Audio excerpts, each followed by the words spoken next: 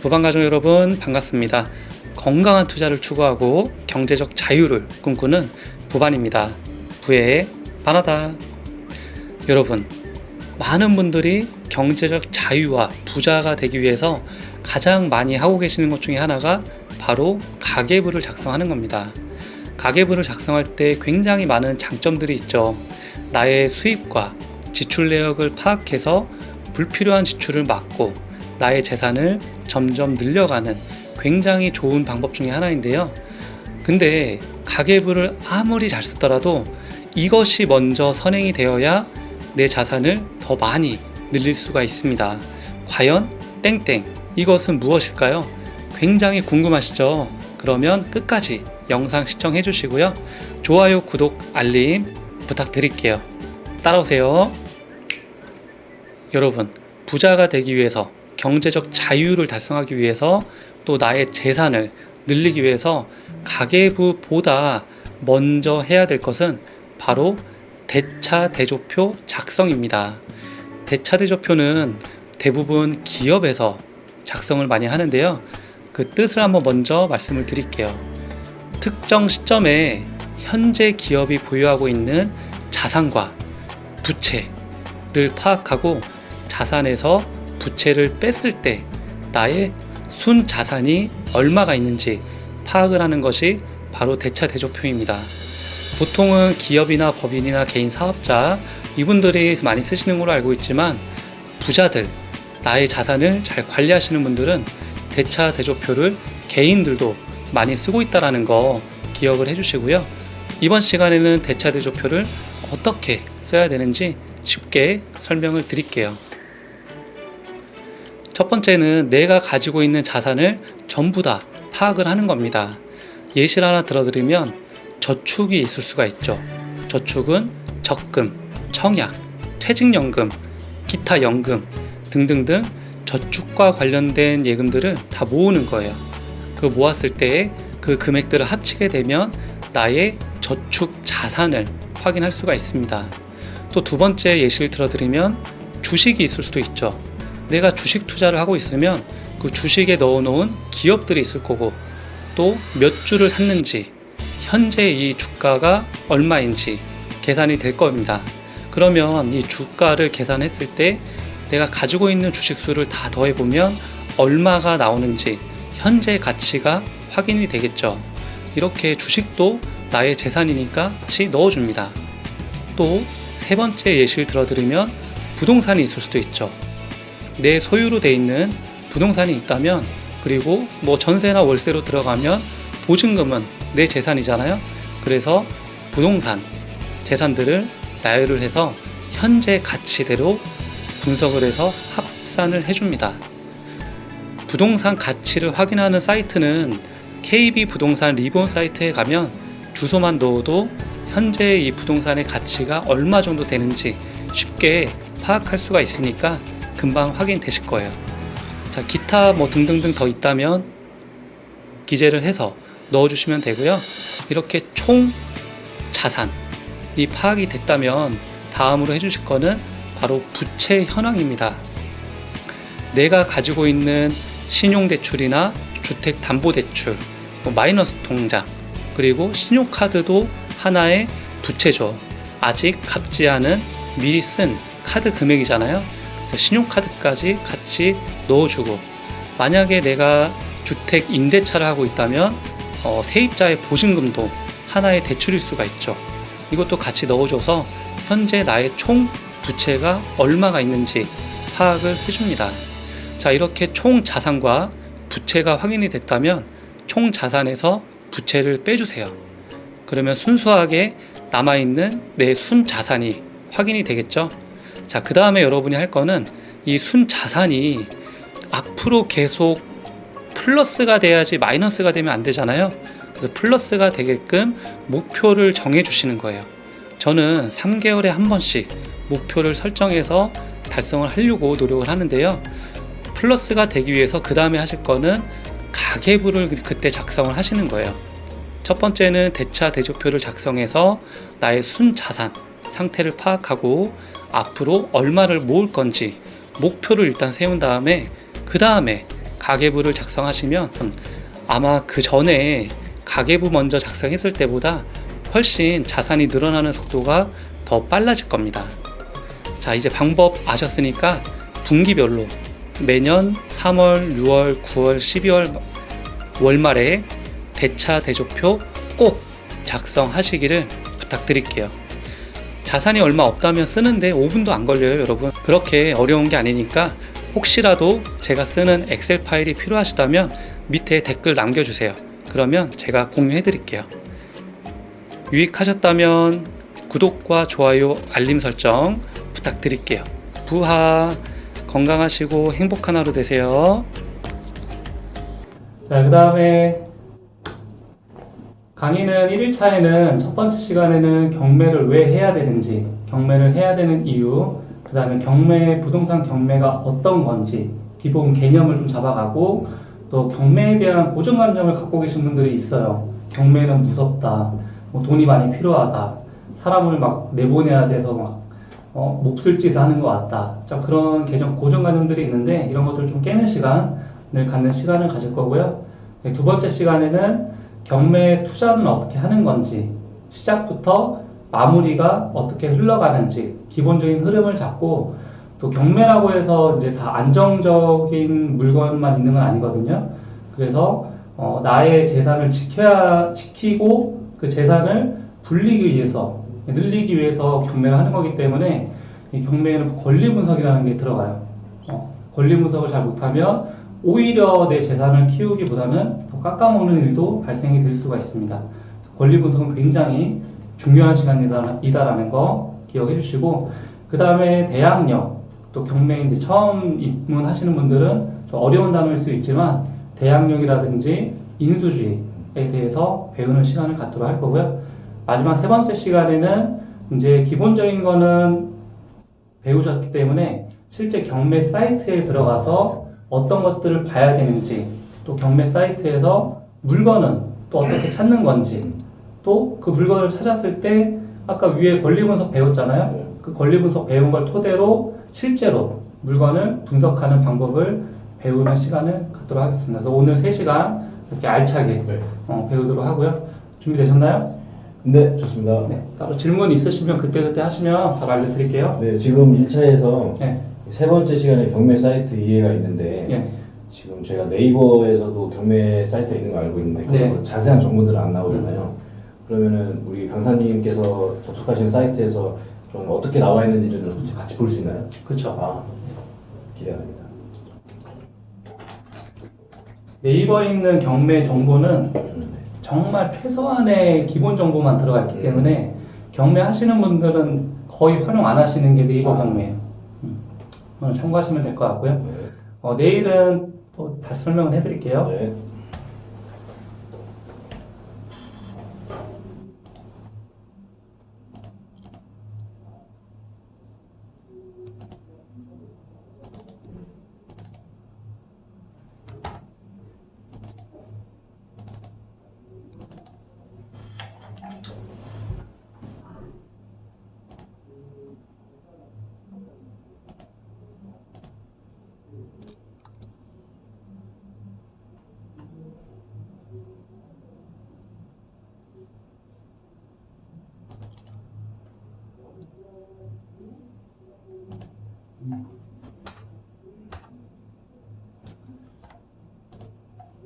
네. 일단 첫 번째 시간 경매를 해야 되는 이유 좀 설명을 드릴 텐데, 첫 번째는 가장 현실적이다라는 걸 말씀드리고 싶고, 이 현실적이라고 하는 거는 내가 재산을 만들고 불리고 이렇게 형성해가고 싶어요. 근데 현재 내가 수중에 가지고 있는 돈이 없을 때 가장 사람들이 그 돈을 모을 수 있는 방법 중에 하나가, 가장 대표적인 게 직장을 다니는 거죠.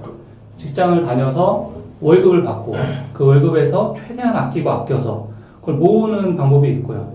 두 번째는 사업을 해서 내가 뭔가 사업에 특출난 자질이 있어서 사업을 운영해서 그 돈을 가지고 이제 자산을 형성해가는 방법이 있고, 마지막 세 번째는 투자가 있어요. 투자. 근데 투자에는 가장 많은 방법 중에 하나가 주식 투자가 있죠. 근데 주식 투자는 가장 진입 장벽이 낮으면서 많은 사람이 적은 돈으로도 할 수가 있죠. 근데 주식 투자에서 수익을 봤다라고 하는 사람 많이 보셨나요? 없죠. 네, 실질적으로 저도 찾아보면 주식을 사업을 하시는 분들은 벌었다고 해요. 뭐 인증도 해요. 근데 실제만 그게 현실적으로 가능한지 제 주변에 있는 사람들 중에서는 본 적이 없습니다. 그래서 주식은 가장 쉽지만 그만큼 경쟁도 심하고 거기에서 부를 쌓기는 힘들다.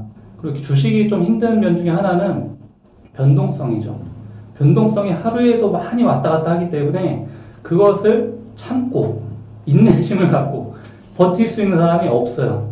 한 5%, 10% 하루에 올라가면 팔고 싶죠. 못 파는 게 주식인 거죠. 그렇죠. 또 한 2%, 3% 떨어지면 더 떨어질 것 같아서 팔아야 되나. 그렇죠.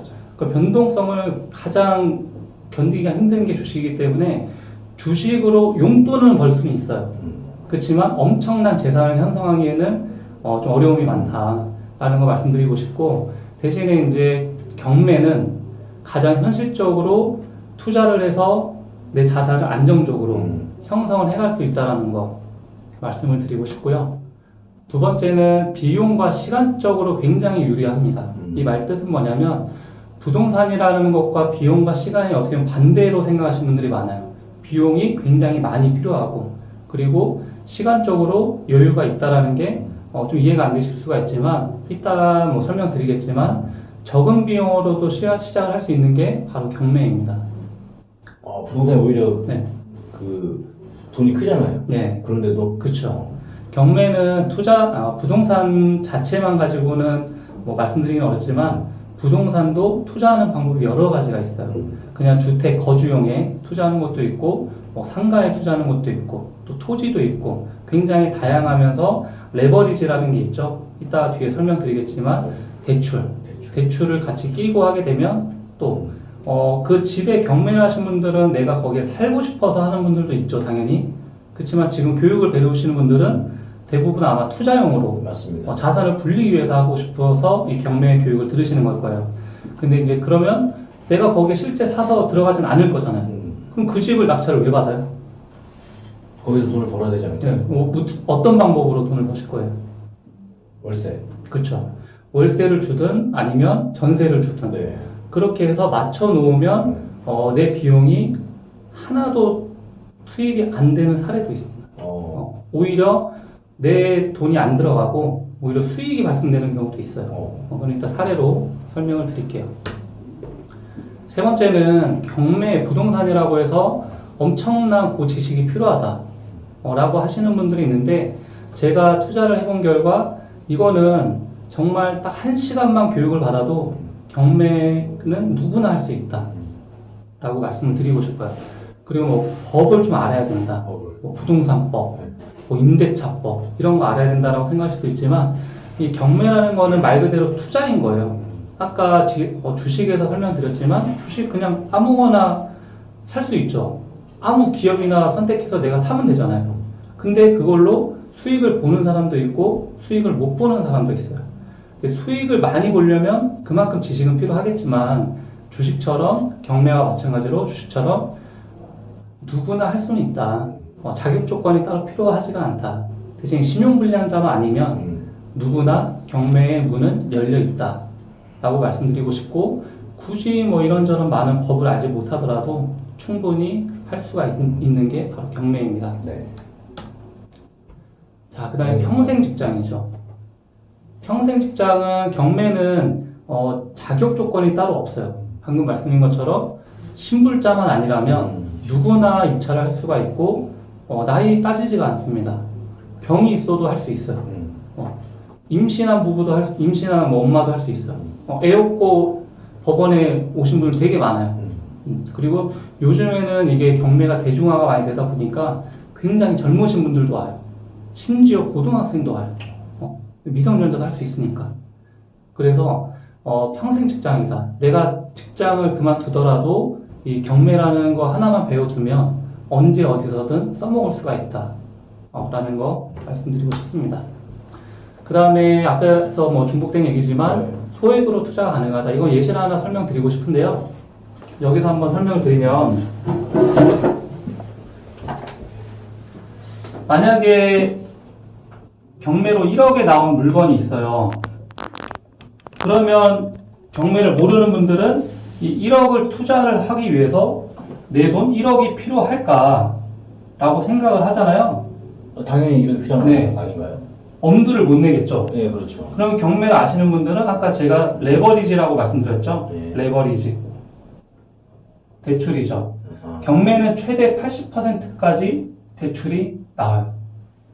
낙찰을 받게 되면. 다른 내 거 대출이 있더라도. 그렇죠. 왜냐? 이 집을 담보로 대출을 받기 때문에. 그리고 이게 감정가잖아요. 네. 근데 경매를 하시는 분들은 이 감정가로 낙찰을 받을까요? 안 받을까요? 더 낮게 받나요? 네. 이 집값 그대로 받을 거면 경매하지 마시고 공인중개사로 가셔야죠. 아, 감정가가 네. 집값. 이 집에 대한 평가를 하는 게 감정가예요. 감정가대로 살 거면은 내가 싸게 사는 이유가 없죠. 그럼 공인중개사 가서 일반 매매를 하시는 게 오히려 더 좋죠. 그래서 경매로 사는 거는 이게 한번 입찰자가 없으면 한번 떨어집니다. 떨어지게 되면 7천만 원으로 떨어져요. 그게 다 30%가 떨어지는 거예요? 그렇죠. 30% 정도가 떨어지고, 이제 서울 같은 경우는 20%가 떨어져요. 비율이 네. 정해져 있는 거군요. 자, 만약에 이때 또 입찰자가 없으면 이 금액에서 30%가 또 떨어지죠. 그럼 내가 그냥 단순하게 7천만 원의 낙찰을 받았어요. 은행에서는 1억짜리인데 7천만 원 받았으면 7천만 원에 80% 대출해줍니다. 7천만 원에 80%. 네. 그럼 7, 8에 56. 5,600만 원 대출해주잖아요. 그럼 나머지 1,400만 원은 내 돈이 필요하죠. 제가 처음에는 이 돈도 없었어요. 이 돈도 없었기 때문에 마이너스 대출을 받았습니다. 마이너스 대출을 받아서 일단 이 돈을 충당을 하고 나머지 대출을 받아서 잔금을 내고 나중에 전세로 8천만 원 세팅을 해서 내가 낙찰받은 금액보다 더 수익을 받던 사례가 있죠. 단순하게 보면은 뭐좀 이런저런 차이가 있겠지만 네. 단순하게 보더라도 1,000만 원 정도의 갭이 수익으로 잡힐 수가 있다라는 그렇죠. 거예요. 네, 이거는 이제 그 지역과 전세 시세나 이런 걸 좀 보셔야 되겠지만 네, 소액으로도 충분히 가능하다라는 거. 낙찰가의 80%. 대부분 이 금액적인 부분 때문에 투자하는 걸 많이 힘들어 하세요. 그리고 방금 말씀드렸던 레버리지. 대출을 끼고 하게 되면 소액으로도 가능하고 그걸 활용해서 굉장히 내가 자금만 있다면 이 레버리지를 활용해서 단기간에 뭐 3채, 4채, 5채 계속 투자를 할 수가 있는 거죠. 자, 다음은 부동산 경매를 해야 되는 게 부라고 써놨는데 이 부라고 하는 거는 이거를 좀 보면서 같이 설명을 드릴게요.